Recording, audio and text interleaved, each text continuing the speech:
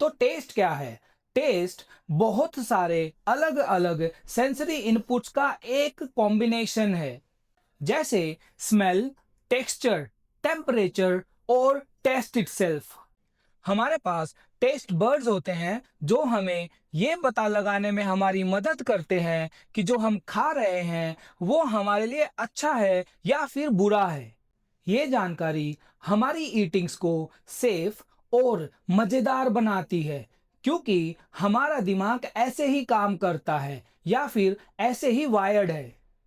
अगर खाने में मज़ा नहीं आएगा तो हो सकता है कि आप वो खाना खाओ ही ना। और अगर आप खाना नहीं खाओगे तो आपको लो एनर्जी लगेगा और इसी के साथ न्यूट्रिएंट्स की कमी भी होगी। इस सब के कारण जीव मर सकता है या फिर लुप्त भी हो सकता है। लेकिन इवोल्यूशन ये नहीं चाहती। यही कारण है कि हम सबको फूड इतना पसंद होता है और हम खाने के साथ इमोशनली जुड़े हैं। इसीलिए जब भी आप अपनी पसंद का खाना देखते हैं तो आपको खाने की इच्छा होती है। हमारा ब्रेन उस टेस्ट और प्लेजर को याद रखता है जब आपने लास्ट टाइम अपना मनपसंद खाना खाया था, और फिर वो आपको दोबारा से वही खाना खाने के लिए एक्साइट करता है। और अपना मनपसंद खाना खाने के लिए वो इच्छा या फिर वो खिंचाव जो आप फील करते हैं, वो सिर्फ हमारी लाइफ का एक पार्ट नहीं है, उससे कहीं ज़्यादा है। इसीलिए हम खाते हैं, सिर्फ भूख मिटाने के लिए नहीं, खुश रहने के लिए।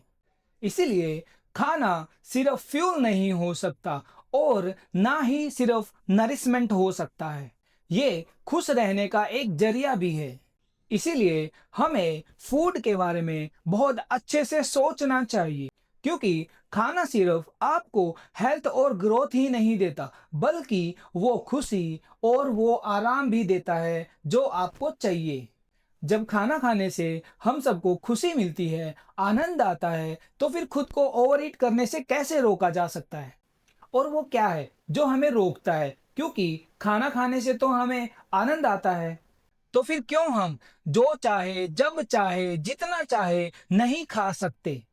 देखो, हमारी चाहते हमेशा हमारी ज़रूरतों से ज़्यादा होती हैं। और ये जैसे हमारी लाइफ की दूसरी चीज़ों पर लागू होता है, वैसे ही फूड पर या फिर खाने पर भी लागू होता है। यहाँ स्ट्रगल सिर्फ इस बात का होता है कि हमें क्या खाने की ज़रूरत है और हम क्या खाना चाहते हैं। ऐसा इसलिए हो रहा है क्योंकि आज हम जिस एज में रहते हैं, वहाँ खाने की कोई कमी नहीं है, लेकिन कुछ ना कुछ कमी ज़रूर है। और चैनल को सब्सक्राइब कर लेना।